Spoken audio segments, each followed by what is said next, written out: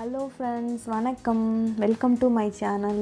இன்றைக்கி நம்ம என்ன பார்க்க போகிறோம் அப்படின்னா, பீட்ரூட் வச்சு எப்படி கோலா உருண்டை பண்ணுறது அப்படின்னு பார்க்க போகிறோம். இதுவும் ரொம்ப சிம்பிள் தான். அதுக்கு என்னென்ன இன்க்ரீடியன்ட்ஸ் தேவைன்னு பார்த்துடலாம்.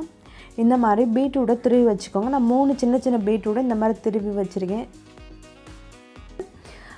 அதுக்கப்புறம் என்னென்ன தேவை அப்படின்னா, இந்த மாதிரி 2 பெரிய வெங்காயத்தை குட்டி குட்டியாக கட் பண்ணிக்கோங்க. கருவேப்பிலை, கொத்தமல்லி, மஞ்சள்தூள் 1/4 டீஸ்பூன், கரம் மசாலா ஒரு 1/2 டீஸ்பூன், மிளகாய் தூள் 1/2 டீஸ்பூன், உப்பு தேவையான அளவு, இஞ்சி பூண்டு பேஸ்ட்டு இடித்து வச்சுருக்கேன். ஸோ இது என்னென்னு பார்த்தீங்கன்னா, பொட்டுக்கடலை ஒரு கப்புக்கும் கம்மியான பொட்டுக்கடலை எடுத்து இந்த மாதிரி பவுட்ரு பண்ணி வச்சுக்கோங்க.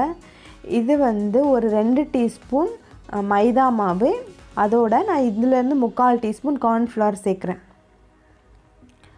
ஸோ இப்போ என்ன பண்ணுறோம் அப்படின்னா, ஃபஸ்ட்டு இந்த மாதிரி ஒரு கடாயை எடுத்துகிட்டு இந்த மாதிரி ஒரு பேன் எடுத்துகிட்டு நம்ம பீட்ரூட்டில் இருக்க தண்ணியெல்லாம் போக வைக்கணும்.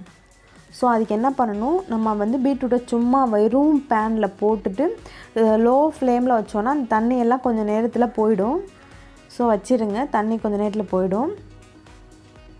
தண்ணி நல்லா போனதுக்கப்புறம் தான் நம்ம இதில் கோலா உருண்டை பிடிக்கிறதுக்கு நம்மளுக்கு வரும், இல்லைனா வராது. நீங்கள் பீட்ரூட் திருவும் போது அதில் 2 இருக்கும், ஒன்று சின்னது இருக்கும், ஒன்று பெருசு இருக்கும். ஸோ நம்ம இந்த சின்னது வச்சு நீங்கள் துருவிக்கோங்க. அப்போ தான் உருண்டை பிடிக்க வரும், சீக்கிரமாகவும் வேகும். பெருசில் திருவினிங்கன்னா லேட் ஆகும்.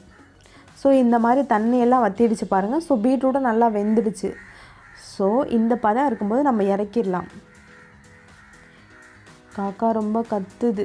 இந்த மாதிரி பவுலுக்கு மாற்றிட்டு அது ஆறுற வரைக்கும் வெயிட் பண்ணுங்கள். கை பொறுக்கிற அளவுக்கு சூடு வரணும்.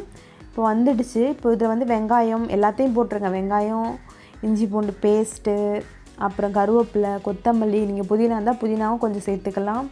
அடுத்து இந்த மிளகாய்த்தூள், மஞ்சள் தூள், கரம் மசாலா, உப்பு எல்லாம் போட்டுக்கோங்க.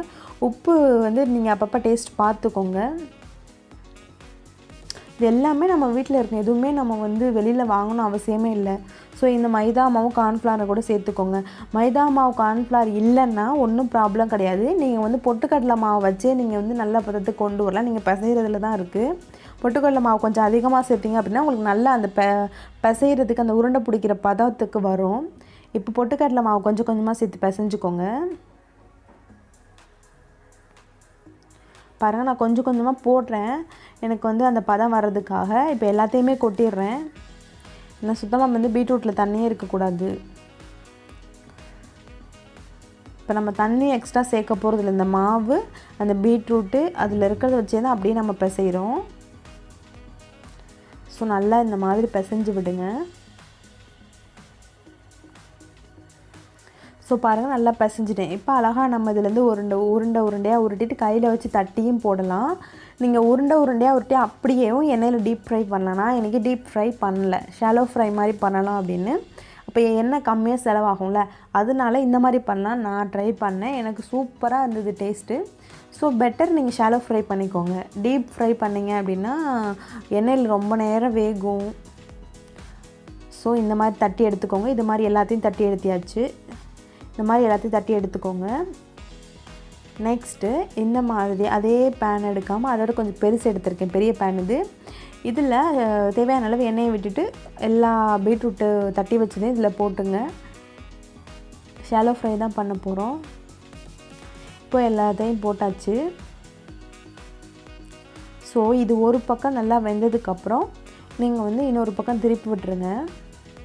பீட்ரூட் இந்த மாதிரி பண்ணி சாப்பிடும்போது எல்லாருக்குமே பிடிக்கும். பீட்ரூட், கேரட்டு அதெல்லாம் அதிகமாக பொரியல் பண்ணால் யாருக்கும் பிடிக்கும். இந்த மாதிரி டிஃப்ரெண்ட்டாக ஏதாவது ரெசிபி பண்ணிங்க அப்படின்னா எல்லாருமே விரும்பி சாப்பிடுவாங்க. ஸோ இப்போ ஒரு பக்கம் வெந்துடுச்சு நல்லா, இன்னொரு பக்கமும் திருப்பி விட்டுக்கோங்க.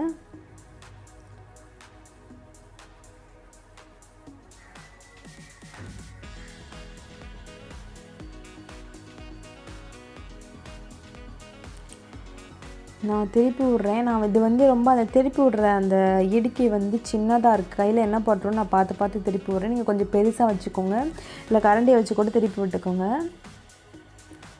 ஸோ நல்லா திருப்பி விட்டதுக்கப்புறம் அந்த சைடு வெந்ததுக்கப்புறம் எடுத்துருங்க. அவ்வளோதான், நம்மளுக்கு கோலா உருண்டை ரெடி ஆகிடுச்சு. பாருங்கள் எப்படி இருக்குது அப்படின்னு. அதை ஒரு கிச்சன் டிஷ்யூவில் வச்சுட்டிங்க அப்படின்னா அதில் இருக்க எண்ணெய் எல்லாமே வெளியில் வந்துடும். அதுக்கப்புறம் பாருங்கள் நான் பிச்சு காட்டுறேன். இந்த மாதிரி இருக்குது. இந்த மாதிரி தான் இருக்கும். இதோட டேஸ்ட்டும் நல்லாயிருக்கும். இந்த வீடியோ உங்களுக்கு பிடிச்சிருந்தது அப்படின்னா மறக்காமல் இந்த சேனலை சப்ஸ்கிரைப் பண்ணுங்கள், லைக் பண்ணுங்கள், ஷேர் பண்ணுங்கள். தேங்க்யூ.